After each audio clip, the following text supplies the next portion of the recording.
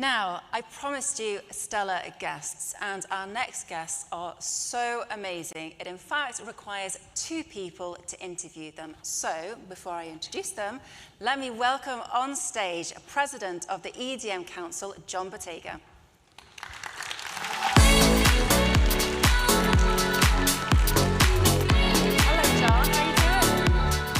So great to have you with us. Now, I think we are going to have some chairs set up for our panel. So while they do that, why don't you tell us why you're here and about the training session you're going to be hosting this afternoon? Excellent, thanks.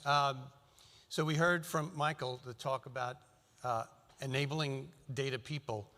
That's what the EDM Council is all about, is enabling data people and best practices. So while you're enjoying your lunch today, please stop by. We're going to do a training session, and that's one of the objectives of today's events, right? Absolutely. To leave educated on best practices in data management, in managing data in cloud, and doing analytics, so please join us for that. But I would be remiss if I say I'm thrilled to be here and to be co-monitoring this next panel. Well, we have to tell you that John and I had a robust discussion about how this panel would go in terms of the questions we both get to ask. So apparently I get the fun space questions and John gets the boring data questions. But I'm very happy to leave those boring data questions to you. Okay, we have chairs, which is fabulous. Thank you. So without further ado, I would love to welcome on stage Eileen Collins, the very first woman to pilot a space shuttle and command a mission, and Ginger Kerrick, the first Latin American woman to hold the position of flight director at NASA.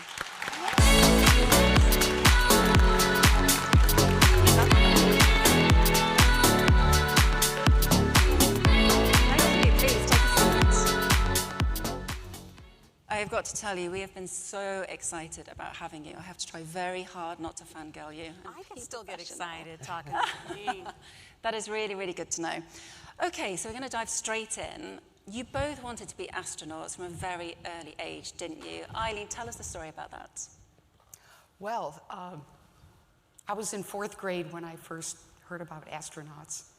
They were the Gemini astronauts, and I read about them in a magazine. They were engineers, they were test pilots, they were brave, they were going somewhere that no one's been before, and I said, that's what I want to do. So I didn't tell anybody, though, because I thought they would laugh at me. This was back in the 1960s, so, I mean, today kids can say, I want to be an astronaut, and we kind of tell them that's great, we'll help you do that, but back in those days, it would, you know, it was a far-out goal. Yeah. And I just kind of paid attention to what the astronauts were doing and the requirements for the job and the things I needed to do. I joined the Air Force, became a pilot, went to the Air Force Test Pilot School, and I applied. And one of the lessons learned is if you don't apply, you'll never get in. You have to take the initiative to apply. Wow, what a story. And Ginger? Yeah, similar. I decided when I was 5 years old that I wanted to be an astronaut. I'd read this book about astronauts and astronomy, and I remember marching into the living room and declaring to my parents that this is what I wanted to do. And my dad was a dairy farmer, and my mom had not worked. You know, she came to the U.S. from Delicias, Chihuahua, and she stopped her education at 6th grade. So they just kind of stared at me like, okay, yeah, so you're going to have to go to school. And so they just told me, you know, do really well in academics and study science and math, and they supported me. I eventually wound up majoring in physics, getting an internship with NASA, and applying to be an astronaut. I was one of, in the class of 1995, there were 3,000 people that applied, and I was one of the 120 that they interviewed at 26 years old. But unfortunately, during the test, during the medical test, they found kidney stones, and that was a lifetime disqualification from the program. So you never know until you try, and then when you try and it doesn't happen, you have to shift your focus. And actually, those kidney stones allowed me to have a career at NASA that I had never imagined for myself. Wow, that is creative problem solving for sure. I wanted to talk about your backgrounds as well, because actually when we initially spoke, it became clear that both of you had challenging backgrounds. But you were very clear to me, this isn't a victim narrative. It's not cookie cutter, but it's not a victim narrative, which I thought was super impressive. Ginger, tell us about your background. Yeah, so I mentioned my mom was from Mexico. My dad was from Owensboro, Kentucky. And I was daddy's girl growing up. He taught me how to have good follow through on my jump shot, how to throw a football with a spiral. But when I was 11 years old, he died of a heart attack right in front of me. He was 44 years old. He was the only provider we had in the house. As I mentioned, my mom was not working. There were 4 kids. I was the youngest at 11, and I had an older brother and twin sisters. And I was devastated. I didn't know what to do, and I didn't want to work at NASA. I didn't want to do much of anything except get my dad back. But my mom got a job at my junior high school. She's like, I'm watching you. But then she brought home the paycheck, and she said, here's your dad's paycheck. Here's my paycheck. I need you to do the math. And I thought, oh, all right, that's 1/5 of what Dad was making. She's like, this is all we got. I'm not going to pay for school. You're going to have to figure this out. And she taught me about scholarships. She actually gave me signature authority on the checking account at 12 and made me pay the bills. Wow. So that could have gone horribly wrong. But it was really helpful so I could really understand what was coming in and out of the house. So I wasn't that girl that said, can I have this? I'm like, hey, we can't afford that.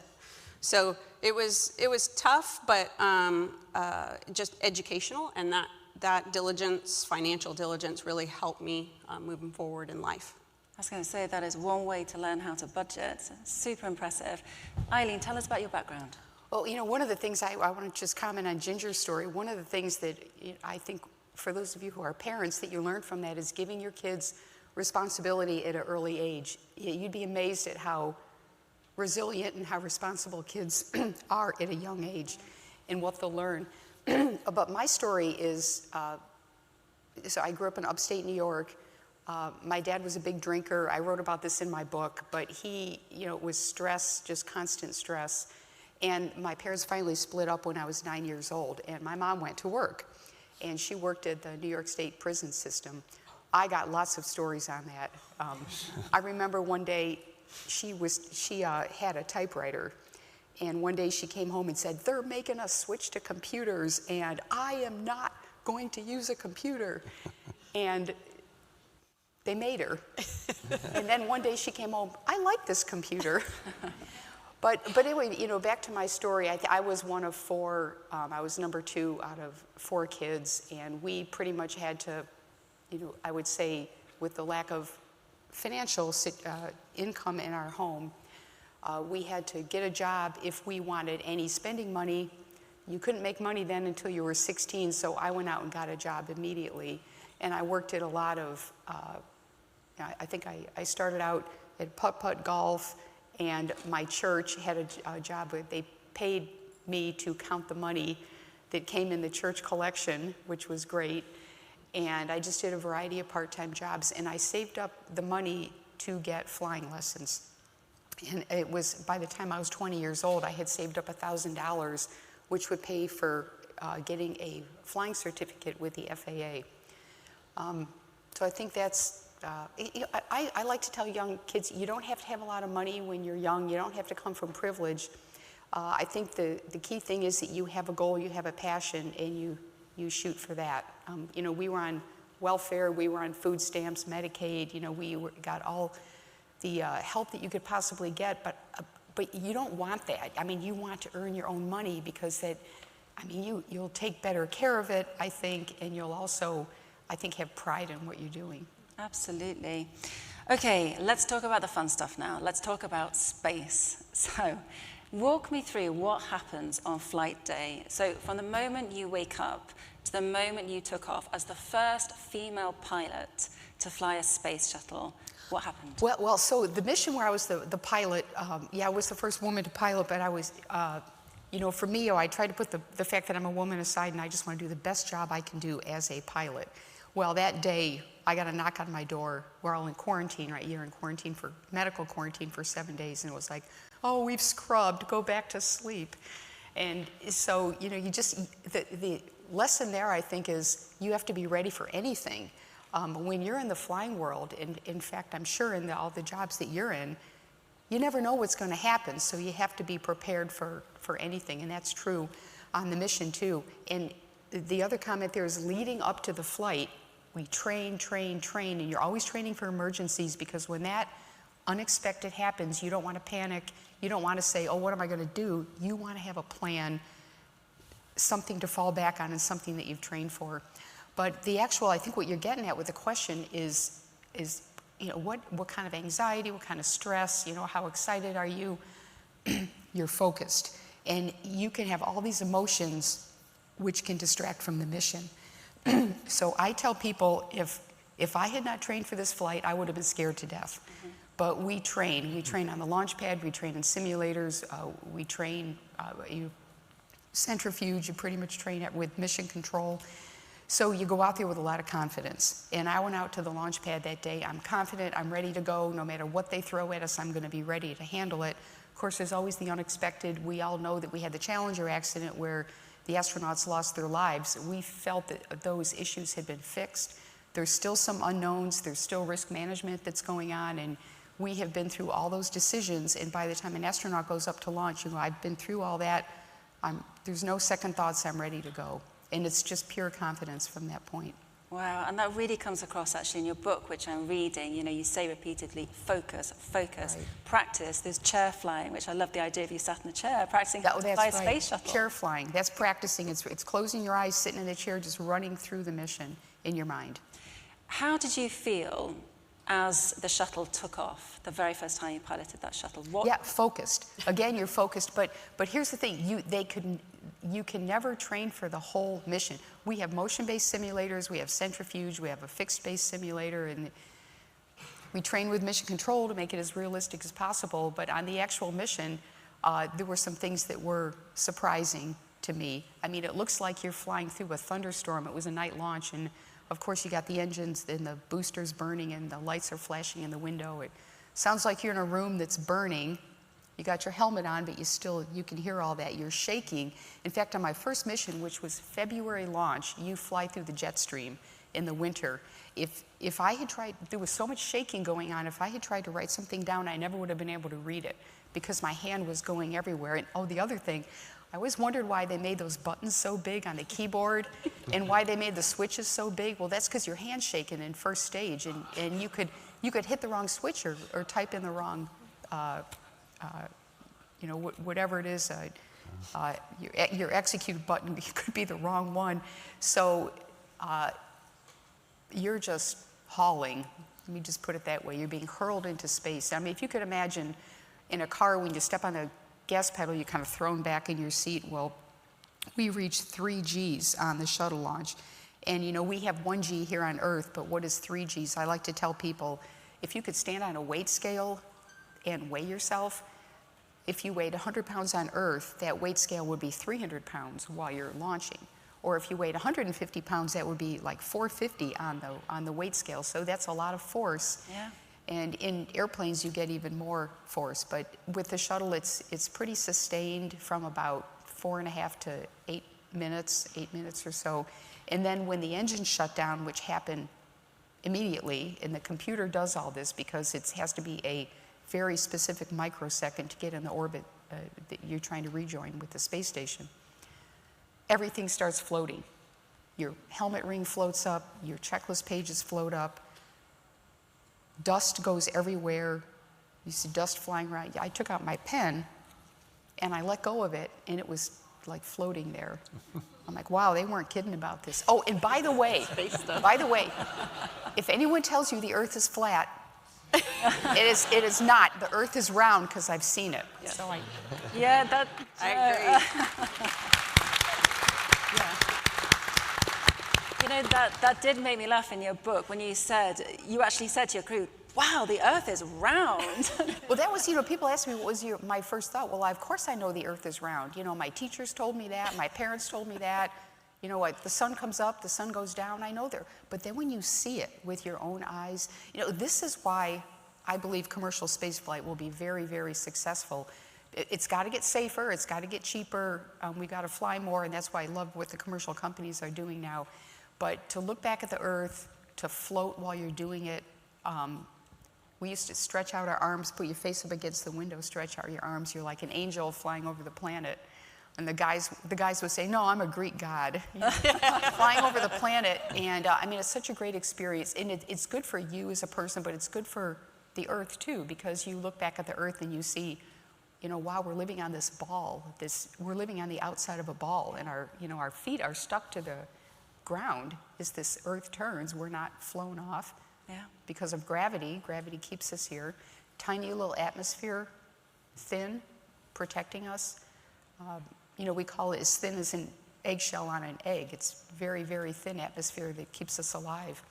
And then you look the other way, it's just dark. And we're trying to learn what's out there, but for right now, all we know that we have is the Earth. And, you know, you want to just take care of it because it really is a beautiful, beautiful place. And it's so incredible to hear a first-person account of what it's like in space. So thank you for that, Eileen. And Ginger, for yourself as flight director on flight day, huge amounts of responsibility.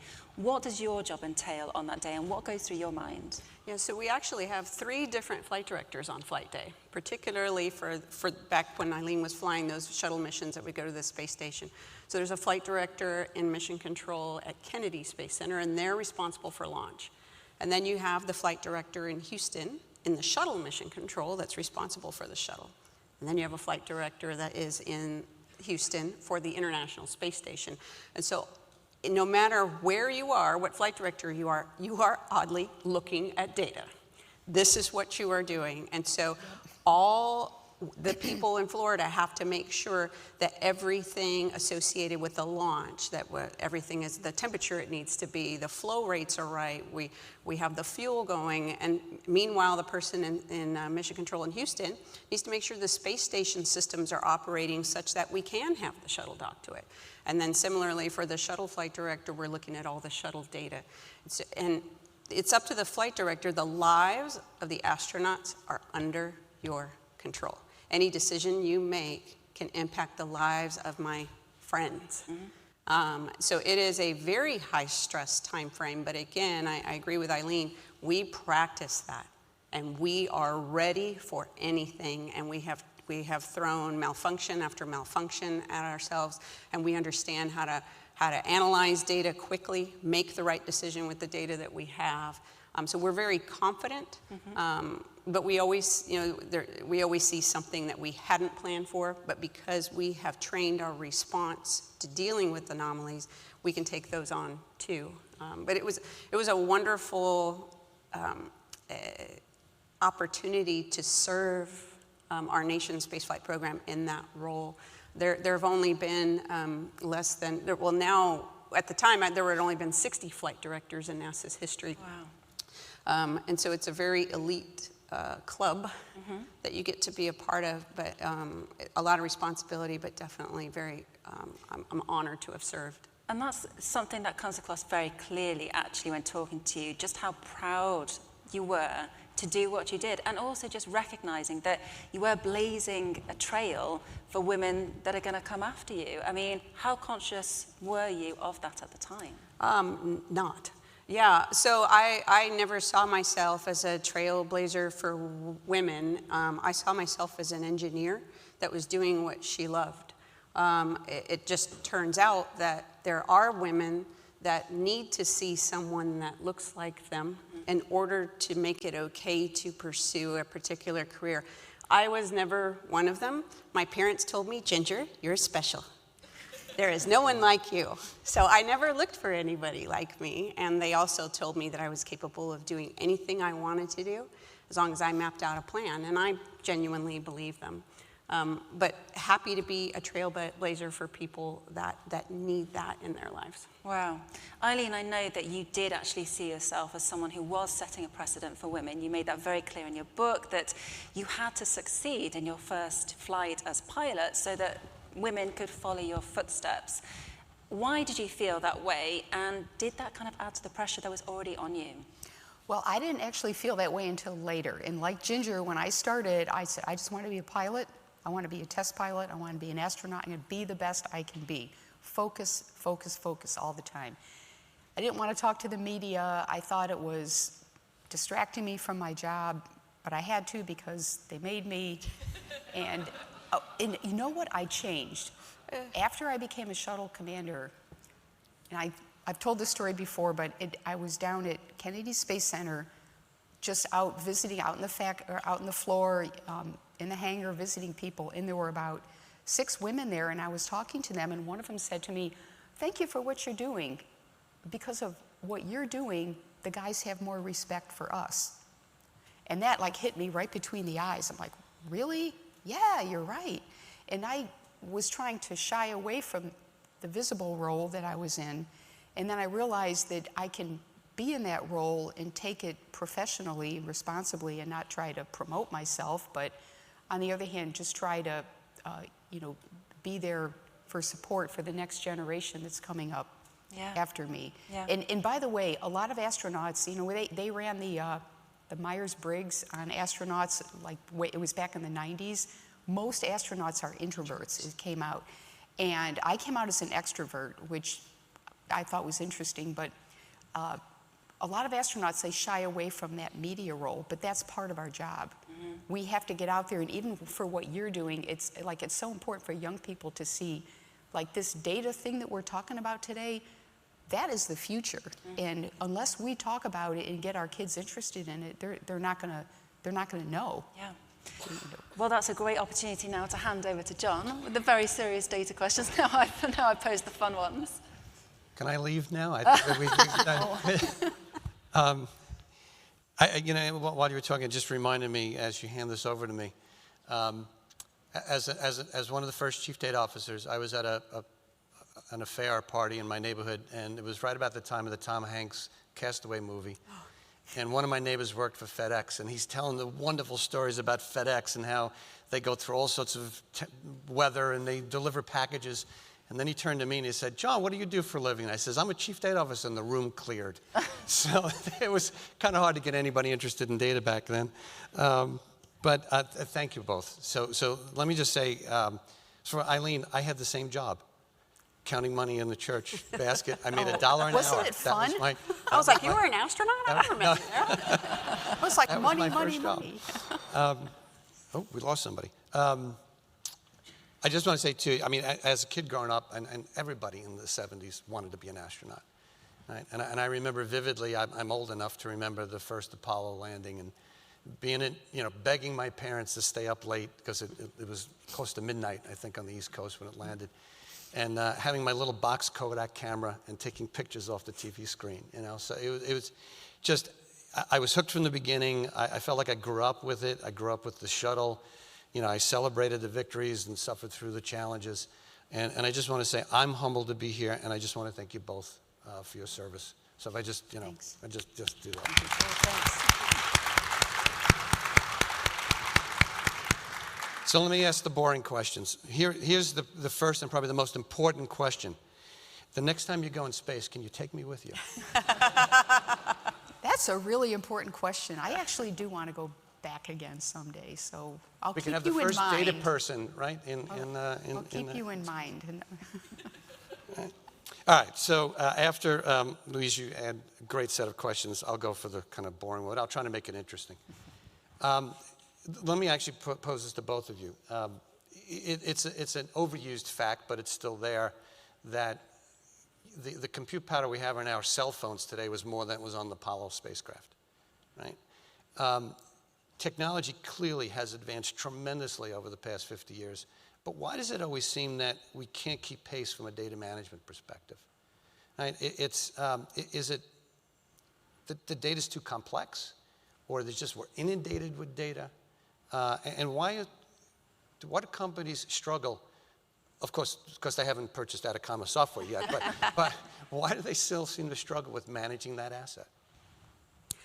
I'll lead off on this one. I'm working for a company right now, Barrios Technology, and one of the things that we do is try to sell data management and data analytics tools to the government for human spaceflight. And when you look at NASA today, and you think of our new Artemis program, so hopefully you've heard of the Artemis program, our return to the moon. We won't do it with the computers that did it in Apollo. And in fact, it won't be just a government-driven mission. So you are going to have different companies all over the United States different control centers within NASA, different international control centers, all trying to work together to get back to the moon. And each one of those companies has very specific data, manages that data in very specific ways. But for the flight director who will be in charge on going back to the moon, one of my friends that is currently in the flight director office will be the person in mission control when we land on the moon again. He has the responsibility of understanding and integrating all of that data and assessing the risk. And in the lead up to that mission, our astronauts who will set foot on the moon themselves will have to participate in that. So pulling together that type of complex data is going to be a struggle. NASA currently doesn't have a concrete solution for that. They're looking at different products that they can use to analyze the data. They've tested some out for this first mission that will be launched later in November. But part of the complexity is just because of all the different players and in different countries. Yeah. I've always had the sense that the technology is there, but it's the old garbage in, garbage out kind of thing.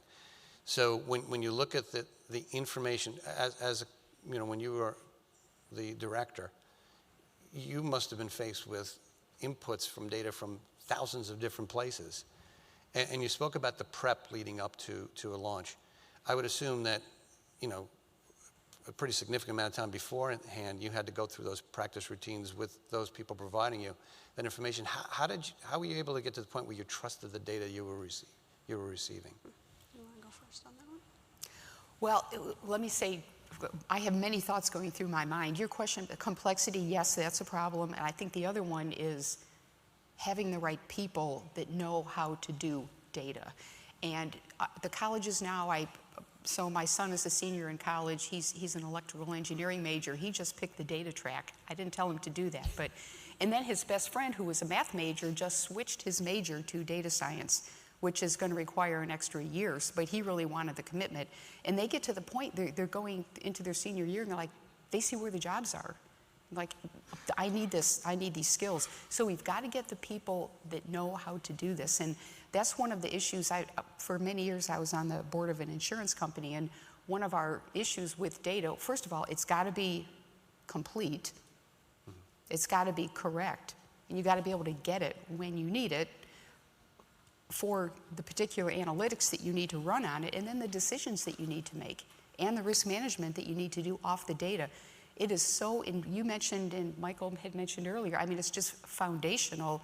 If your data's not right, you can't do anything else correctly if it's not right. So I think my answer to the question would be, getting the people that know how to do that. And for the ones that are in the company right now, you can train them. And that's what we're doing here, right? This is very, very important. This is the future. You can't do artificial intelligence, call it machine learning, and all those fancy names. You can't do it without correct data, accurate data, and a lot of data that you can get when you need it. And there was one other thing I wanted to say, and it's on the space telescopes so we've got the Hubble, we've got, my crew took up the Chandra X-ray Observatory.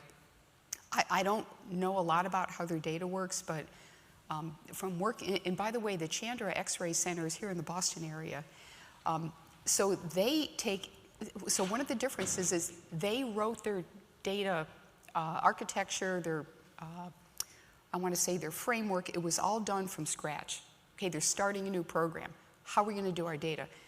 If you have to take your old program, which is what most companies are doing, and upgrade that, I mean, that's a whole different thing, because now you got a lot more factors to think about. But that data comes down, they take massive amounts of data. It's ones and zeros. It's not like those old analog pictures we used to do, but it's all these ones and zeros come down. They go to the Deep Space Network, which is satellites. They send it down to the Jet Propulsion Lab, and then it goes out to the Chandra X-ray Center. And that is owned by the principal investigator for like a year or so, and then it becomes public information.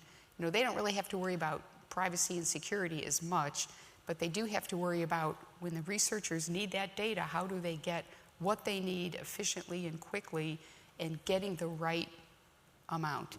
That would be worth, I think if some of you are interested, that would be worth looking into, is how the big, now we have the James Webb Space Telescope, and they also got to store this data. It has to be archived, and so there's a lot to be said about that, but I think we used to call it big data back in those days. No one calls it big data anymore, but it's still that's what it is. But on that point, I've never heard that the issue that we don't have enough data. We have a lot of it, but oftentimes that data is not actionable, right? We can't aggregate it, we can't put it together, we can't see through it. I was at a conference 2 weeks ago where a gentleman from Google was talking about the amount of public and private sector satellite launches on a weekly basis to analyze the globe from a climate perspective. And he was talking about hundreds a week. And when we asked the questions, do any of them actually talk to each other or combine the data? The answer was no. So we have thousands of satellites producing data that we can't aggregate. So how do we make that a priority in business? Yeah, it has to come from the individual companies themselves. They have to see themselves beyond themselves, if that makes any sense. A lot of people just look at things and I get the data I need to do what I need to do today and I don't care about you. When in reality, the more complex the world becomes, the more we need to team together to solve some of the world's biggest problems. And so it's got to be a culture change at the top of those organizations to say, okay, I'm going to partner with somebody that is a competitor, but I'm going to partner in a way where we can jointly work together, maybe establish some kind of joint venture where we both benefit, because you need to, for CEOs, they need to understand what's in it for them. But just to just acknowledge that due to the complexity of the world around us, that we need to partner together. So culture, and that's tough when it comes to culture, because it's most. Yeah, I mean, you just gave me the segue into that, but Eileen. You know, if I could just add to that, I mean, that's exactly right, the complexity of it, but I think if you you need to have like a visionary leader, and it doesn't have to be, I mean, I'm relatively old, but it doesn't have to be like the most senior person. Don't bypass the young people.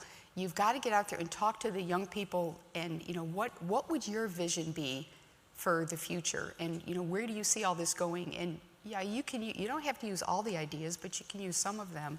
And I think just having a vision of what we see that the future is going to be.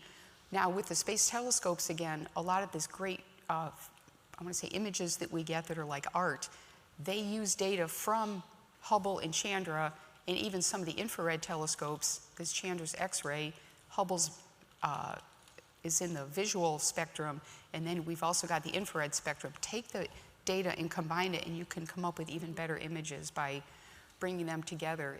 But you've got to have leadership that is visionary as well as passionate about making it happen. And I don't think this data, I don't think it's boring at all. I think it's hugely exciting, and it is the future. It's how we, as your company, will have a successful future if you can have a vision of what you think it'll be like. I do want to talk a little bit about the culture change concept, and obviously the both of you are pioneers, and I'm sure it wasn't a smooth ride throughout your careers, right? You were hitting all sorts of barriers against culture. To go to the boring side now, when we think about culture in companies, in banks, it's not just from the bottom up, it's bottom up, top down, it's middle management. Everybody has to change their ways of doing things. For example, one of the early issues with data management in banks was in operations, things like trade fails and all this. And we could never get the operations people to actually admit that they were doing something wrong because they were always afraid of losing their job. Yep. Right? Instead, try to change that culture to say, no, if you bring forward a problem, you'll get rewarded for it instead of being penalized for it. And from a top management perspective, yeah, admittedly, maybe they were kind of kicking and screaming into the room to change culture there, but you have to get them to drive that philosophy through their organization. So how did you do it? What did you, what were some of the challenges you experienced in changing the culture in NASA, and even in the work you've done outside of NASA? Well, I'll talk to you about one thing that we're undergoing right now that I actually speak to other companies about. So you mentioned operators. So the operators, you have your data people. And the operators, any given day, I am so busy. I am just too busy. I just need this data. I'm going to do my thing. You want me to what? Oh, go away. I just want to do. You don't understand my life, and it's too hard. And if I take a time out, I'm going to lose this business. So they are completely focused on their operation. And they know, but they know. Did you ever work for a bank, by the way? That's exactly the same story. But they know at any given point of their day, they are frustrated by something. Going back to what Michael put up there. They're frustrated by something. If I have to cut and paste this thing into this area one more time today, I'm going to lose it. But they don't have time because they're very, very busy. They don't have time to tell anybody. But I don't have time to be innovative. I don't know how to solve this. So if you can create a bridge between the operators and your data people where, look, I'm not asking you to be innovative. I'm not even asking you to embrace what I'm doing. I'm asking you to show me the problem that you have. Just show it to me. I'm going to go off in my data cave, and I'm going to produce this very lovely solution for you. And I'm not even going to talk to you when I'm doing it, but I'm going to show you that in a week later. And then they go, oh, this is going to save me time. I can do more operations. And so it's just that bridge, but until you can put yourselves in the operator's shoes, it's going to be challenging. So we're creating an avenue right now where our operators, our employees, it's like, bring me the thing that bothers you today, and they're just going to put it up there, and we're going to have the people whose brains do work in that, in that area go and solve the problem. Can I tell you a quick story? In the banks, some of the numbers are pretty amazing. A large bank spends about $1 billion in postage with everything that goes out in terms of regulations and so forth. And a lot of that mail comes back. And I was speaking to one of the operations people, and they'd get the return mail, and they'd look up the new address, and they would just put it in a new envelope and send it out, whatever, updating the database. And then they would complain that they kept doing the same task over and over and again, but exactly as you just described. Too busy to do anything, I just have to get my job done. Get it done. Right? And that frustration factor came up. Well, it's funny, I'm listening to Ginger here. We're in different industries now, but it's the same. I am seeing the same thing. So, but I'll just tell you a quick story. This goes back, I was the chief information officer for the astronaut office. This was 15 years ago, so the story's a little bit dated, but the culture problem is still the same. So astronauts do jobs like in between our flights. I've done like Capcom and Kennedy Space Center. Well, I was also the CIO, and one of the things my boss came to me and said, we're upgrading our scheduling system. I'm putting you in charge of it. He wanted a flown commander. It's nothing to do with flying in space, but he wanted me to oversee. The schedulers did not want the new system. They had their UDA, user-developed application. They had their data. They had their way of doing it. The boss comes in and says, we're upgrading it because we need to, get with the future. So the IT guys start working on it, and this clash develops. And I'm in charge of this. I was in a meeting one day, and they were yelling at each other. I said, okay, so he didn't tell me what I was getting into. My boss didn't tell me what I was getting into. He said, you go in there and make them change, or they're all going to be fired. And I'm like, well, I didn't want to take that tack because that's not going to work. And they were all good people. They were good people. Everybody loved them. So it was like Ginger said, you have to go in there and you've got to talk to them, let them know how important they are and how important it is that they focus on what is our mission here. Our mission is to get the astronauts scheduled. This is a huge operation going on, and there's safety involved in it too. And they eventually got on board, but it took a while, and I still remember the hardest thing about being the CIO was dealing with the people issues. And you just have to let them know, like Ginger said, they're important, we need them. Talk to me about what your problems are. And let me flip that. We have to change the culture at the top of the house too. Yeah. A different breed of people, right? Short little sound bites of information get to the top of the house. So you must have experienced that too. You had to drive your culture change through all the ranks in management. What were some of the things you did to try to get senior management on board? Ooh, we can talk about the Columbia accident because I was 5 weeks from launch, and we had the Columbia accident, and that was February 1st of 2003. And, you know, senior management, I mean, you've got the NASA administrator, and you've got the people that run the various programs, the external tank, the solid rocket boosters, the orbiter itself. But you also have Congress that you're dealing with, because Congress gives us our money, which is one of the reasons why I like private space flight, because you don't have to go up on Capitol Hill and beg for money. We had the accident. Of course, a lot of money came after the accident. There's so much to say here. I have an entire talk that goes on for an hour. But I think when it comes to culture change, if you read the Columbia Accident Investigation Board, it is the best write-up on culture I have ever seen. It's called the CAIB, C-A-I-B. It's on the NASA website. You can go to look up CAIB, actually just go to any search engine, Columbia Accident Investigation Board. They talk about culture. They blame the accident not just on the physical cause, but also on the culture, the way we do things here, right? The culture, the way we do things here. And they said the only way to change a culture, you can change out the people at the top. That's not going to be enough. Because the people at the top, they say the right things, they try to do the right things, but you've got, the culture problems are normally in the middle of because, you know, you got people there, they want to be promoted, they want to do a good job, and, you know, they're the expert in what they do. But to actually change a culture, they said you need a event, I want to say kind of an overwhelming event that will shock the organization into thinking we need to change something here. And that could be something like maybe your sales are going down, or maybe you're closing stores, or you know people aren't buying our product. In our case, it was we had an accident and we just killed 7 astronauts. You know, what is wrong? And they blame the culture. And I in the interest of time, I won't go into all of that, but there are several types of faulty thinking. For example, you've got a mid-level manager, like I'm the expert, I know everything, you can't tell me anything new. Well, you could, because he was using a model, the Crater model, that was a great model, but it had no real data in that model. The whole thing was done on analysis, and they were making decisions off of a model that was purely based on analysis. So after the accident, we got money, we went and did the testing at Southwest Research Institute. They were actually firing foam at a shuttle wing, and they got all that data, as much data as they had the money for, and you got to have a budget for this, and they put the model was still good, but it was better when they had that's another thing. If you're making decisions off of a model, make sure you know how reliable that model is. All your models should have a reliability factor along with them. But creating that urgency for change, you know, what was it, Cotter, that leading change book, that is the number one thing, create the urgency for change. And during that time frame, that event was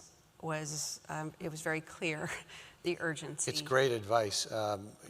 You know, in finance and manufacturing, we don't have maybe as dramatic an event like that, but we certainly had the financial crisis, we have inflation, we have things like that, and maybe those things can be leveraged. Yeah, and there's plenty of examples. You know, I bet you Kodak wishes they would have redirected some of their business, or Blockbuster would have redirected some of their business. Yeah, so using those types of, you know, Harvard Business Review examples with your industry to illustrate the dangers of complacency.